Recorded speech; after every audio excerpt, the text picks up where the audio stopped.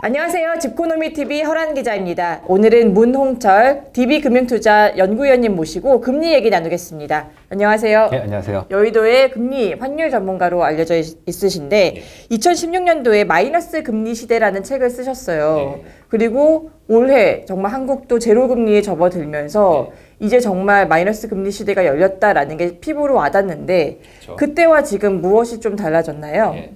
2016년에는 이제 유럽에서 마이너스 금리를 본격적으로 좀 도입을 했었고요. 그러다 보니 뉴스에도 또 저희도 이제 책을 쓴 이유가 이제 그런 거였는데 이 마이너스 금리 한번 알아보자 이런 차원에서 접근했습니다. 하지만 당시에 이제 한국의 기준금리는 지금보다 훨씬 높았기 때문에 막 이렇게 와닿거나 뭐 그러진 않았었거든요. 근데 이번에 한국은행이 50bp 기준금리를 인하를 하면서 현재 0.75% 그러니까 0%로 간 거죠. 그러다 보니 이제 한국도 마이너스 금리 갈 수 있는 거 아니냐 이런 생각이 이제 서서히 나타나기 시작했고요. 당시와 지금을 비교해 봤을 때 가장 큰 차이점, 이제 결과적으로 한 5년 동안 이 시장에 우리나라의 성장률과 물가가 크게 떨어졌다는 상황이 가장 큰 차이점이고, 작년 같은 경우에 보면 마이너스 물가도 우리나라가 기록을 했었지 않습니까? 그런 것처럼 이 물가가 떨어지고 결국 성장률이 떨어진다는 거는 금리도 이제 떨어진다는 걸 의미하기 때문에 우리도 서서히 제로금리 그리고 마이너스 금리에 대해서 고민할 때가 왔다고 저희는 보고 있습니다. 9일에 금융통화위원회가 열리는데 여기서 추가 금리 인하를 발표할 가능성은 있나요?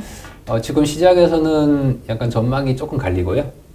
지금 뭐 인하를 보시는 분들도 일부 있긴 한데 뭐 저희 포함해서 보통은 기준금리를 좀 동결하지 않을까 그렇게 생각을 좀 하고 있어요. 그 이유가 있을까요? 이제 일단 이 50bp 금리 인하를 했었지 않습니까? 근데 그 전에 2월 달에 금통위가 있었거든요. 근데 2월에는 저희 포함해서 거의 대부분 이거 금리 인하할 거다 이렇게 생각을 했었어요. 근데 안 했어요 당시에. 그리고 이제 좀 늦게 50bp 인하를 했었죠. 그래서 2월 달에 왜 안 했을까? 이 생각을 한번 저희가 해봤는데 아무래도 좀 부동산 가격이 아직까지는 좀 안정됐다고 보기에는 좀 이르지 않습니까? 2월이면 수용성 수원이 맞아요. 난리를 치던 때였고 사실은 그리고 나서 2월 20일에 수원 의왕 등을 이제 규제하는 E20 대책이 나왔었죠. 그러다 보니까 이제 경기도까지 집값에 오르는 영향이 확산되고 있다 보니까 여기 금리까지도 낮춰버리면은 이거 더 불붙는 거 아니냐 이런 생각들이 아마도 한국은행에서는 있었던 것 같고요. 그러다 보니까 일단 이번에는 갑자기 코로나 바이러스 사태가 터졌으니까 긴급 50bp 금리 인하를 일단 하고요. 그런데 추가 또 인하를 하려면 이것도 부동산에 대한 생각을 하지 않을 수 없는 데다가 선진국이 금리를 제로로 한 건 사실 양적 완화를 하기 위해서 그런 거거든요. 근데 우리나라는 사실 양적 완화를 할 상황이 지금 아니잖아요.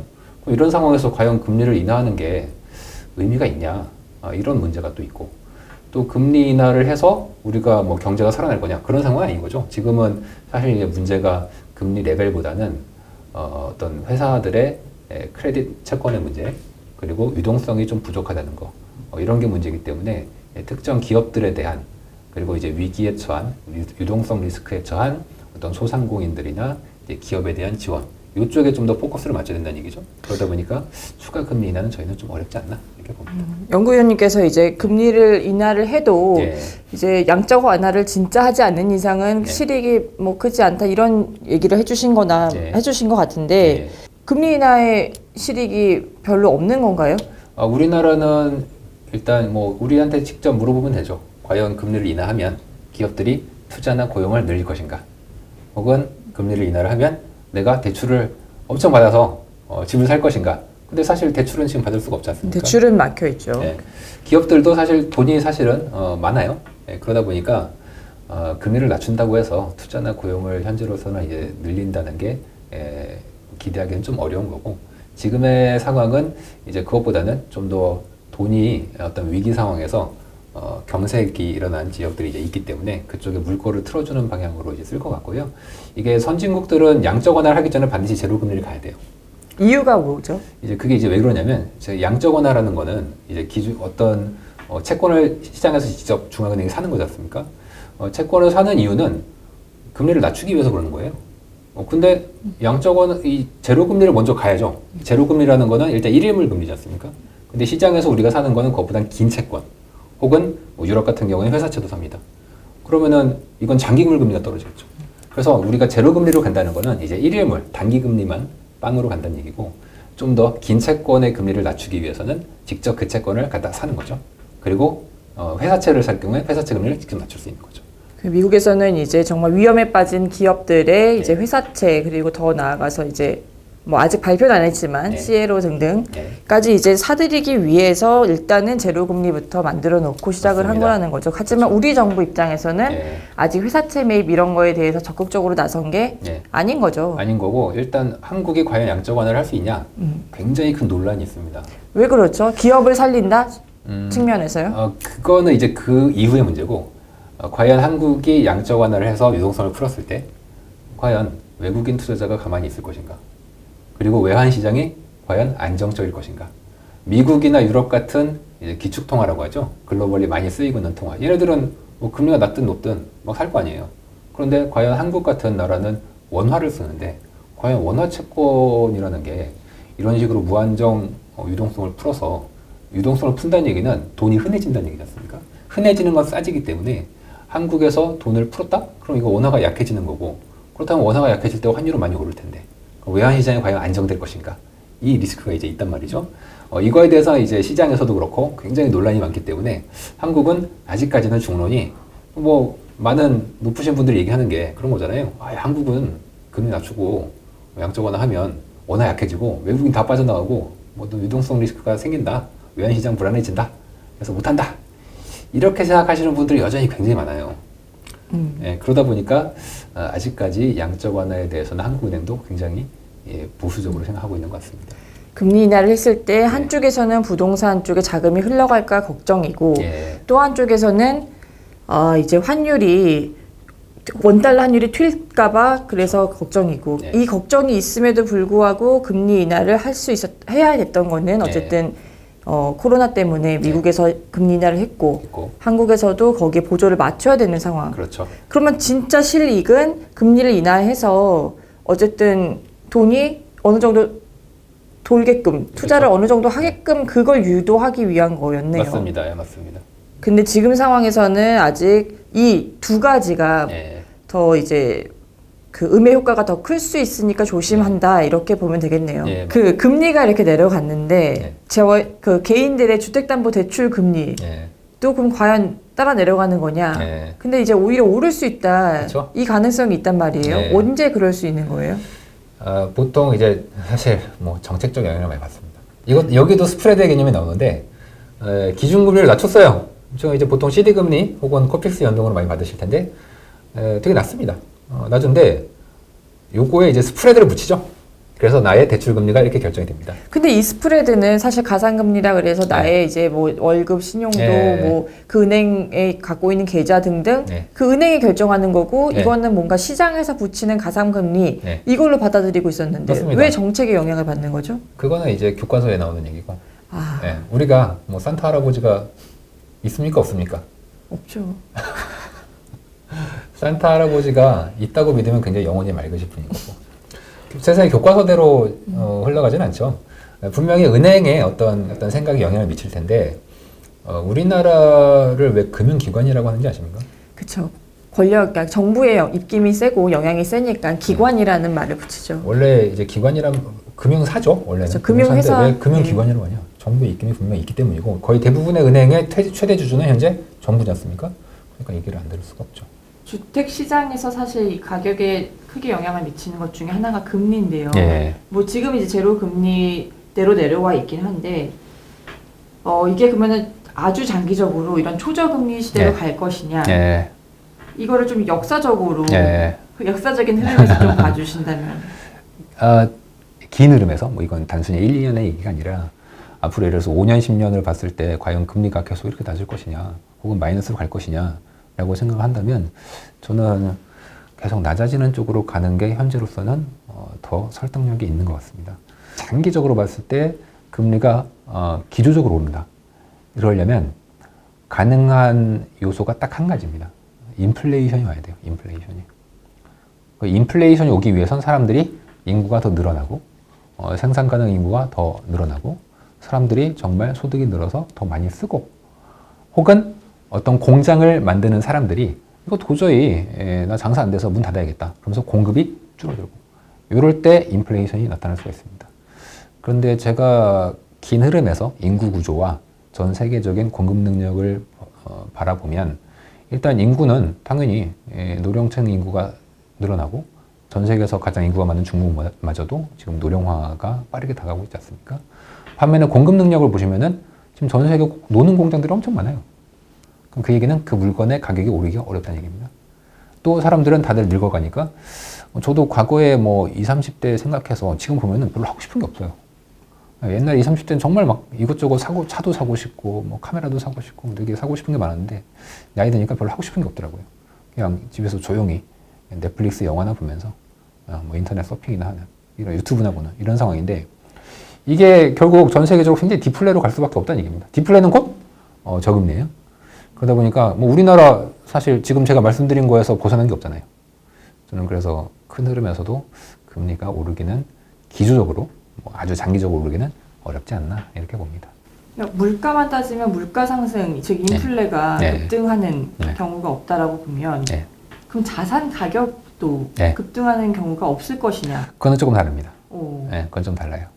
그게 이제 왜 다르냐면 돈을 엄청나게 풀었지 않습니까? 자, 돈 엄청 풀었어요. 시중에 돈이 넘쳐요. 제가 사장이에요. 지금 뭐 직원들 월급도 줘야 되고 투자도 하고 사업을 확장하고 싶어. 물건들 이거 해가지고 확장해봐야 안 팔려요. 사람들이 다 늙어가지고. 그리고 제가 이거 팔아봐야 옆에서 또 공장 또 줘. 제 경쟁자가. 그래가지고 이거 물건을 팔아도 좀 지나면 바로 경쟁자가 생기니까 우리 음식점 만들면 옆에 맛있는 데 또 생기잖아요. 그러면은 당연히 손님이 나눠 먹게 되잖아요. 그러면은 굳이 공장 투자 안 하죠. 공장 생산시설 투자 안 하고. 그러면 대신 이제 뭘 하냐? 그럼 돈을 풀으면 돈이 어디론가 가야 됩니다. 그럼 돈이 이제 어디로 가냐? 돈이 될 대로 가겠죠. 자, 이거 공장 이거 해봐야 돈 안 돼. 그러면 이제 돈이 어디로 가냐면, 이거 4차 산업혁명에서 뭐 인공지능 같은 거 한다. 그럼 이런 데는 돈이 갈 수 있죠. 근데 인공지능이라는 게 지금 우리나라가 그동안 해왔던 교육 시스템이나 이런 걸로는 별로 이 4차 산업혁명에 적응하기가 쉽지 않다는 얘기예요. 규제도 워낙에 이제 강한 편이고. 그렇다면 굳이 우리나라에서 투자를 안 하죠. 내가 4차 산업혁명에 투자한다면 이거는 뭐 내가 미국에서 하든지 규제가 전혀 없는 나라에서 하려고 하니까 돈이라는 게 굉장히 영악하기 때문에 돈이 되는 쪽으로만 갈 수밖에 없는 거고요. 그렇다면은 구시대의 산업들은 죽어갈 거고 새로 뜨는 산업들은 주가가 엄청나게 오를 거고요. 우리가 이제 일본의 사례를 보면 일본이 버블이 이제 터진 다음부터 부동산이 크게 이제 망가진 걸로 사람들이 알지 않습니까?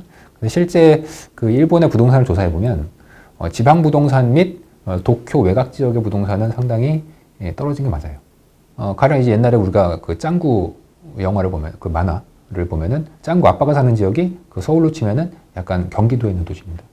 어떤 배드타운. 근데 짱구 아빠가 샀을 때 대비해서 지금 가격이 또 오히려 약간 떨어졌어요. 네.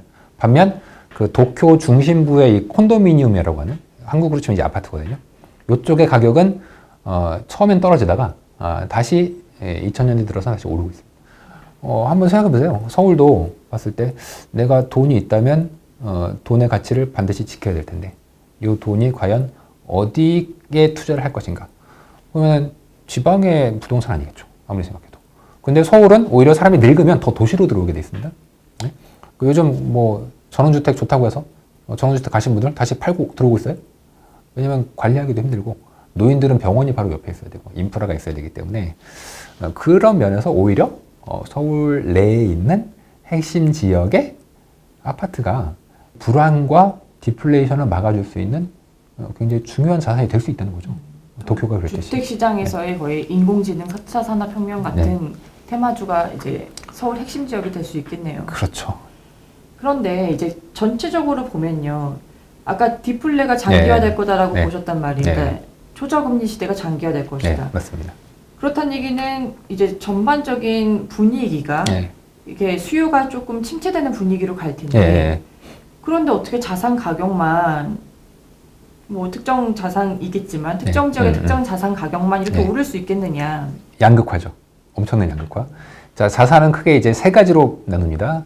주식, 채권, 부동산 세 가지죠. 자, 우리나라의 주식을 한번 생각해 보죠. 어떤 규제와 어떤 강력한 어떤 기업들이 전반적으로 구산업에 머물러 있어요. 그리고 이제 신산업을 하려고 해도 뭐 우리나라의 어떤 분위기가 그렇게 좋지 않아요. 뭐 규제도 너무 많고. 그러다 보니까 주식은 투자 안 해. 그냥, 안 하고. 자, 채권. 채권은 원래 현금이랑 똑같은 겁니다. 현금. 그래서 보통 채권과 부동산 간에 돈이 왔다 갔다 합니다. 왔다 갔다 해요. 자, 그래서 채권 쪽으로 돈이 항상 있겠죠. 그래서 금리가 떨어지겠죠. 금리가 떨어지면 채권 가격이 오른다는 얘기지 않습니까? 그래서 채권 가격은 당연히 오를 겁니다. 자, 오를 건데, 자, 그럼 이제 부동산 한번 보죠. 자, 부동산은 보니까, 자, 어떤 외계인이 만약에 한국에 왔어요. 자, 한국의 지도를 딱 편을 쳐놓고, 부동산 가격이 오르는 지역은 빨간색, 떨어지거나 유지가 되거나 별로 재미없는 지역은 파란색으로 보지 않습니까? 자, 그렇게 하면 한국은 아마 대부분 팔을 겁니다. 현재. 지금 전국적으로 부동산이 대도시만 오르고 있지 않습니까? 대도시는 면적이 얼마 안 된단 말이에요. 자, 그 얘기는 시장 전체는 좋지 않습니다. 부동산이. 디플레니까. 앞으로 그렇게 될 거예요. 그런데 그 와중에 우리는 어느 부동산을 보나요? 무조건 강남의 아파트 가격으로만 보게 됩니다. 근데 강남 아파트는 사실 부동산 시장의 대표성은 별로 없을지라도 사람들이 부동산 시장에서는 반드시 사야 되는 어떤 채권, 안전자산과 되게 비슷한 그런 어떤 성격을 좀 가지고 있거든요. 디플레를 방어해 줄 수 있는 자산.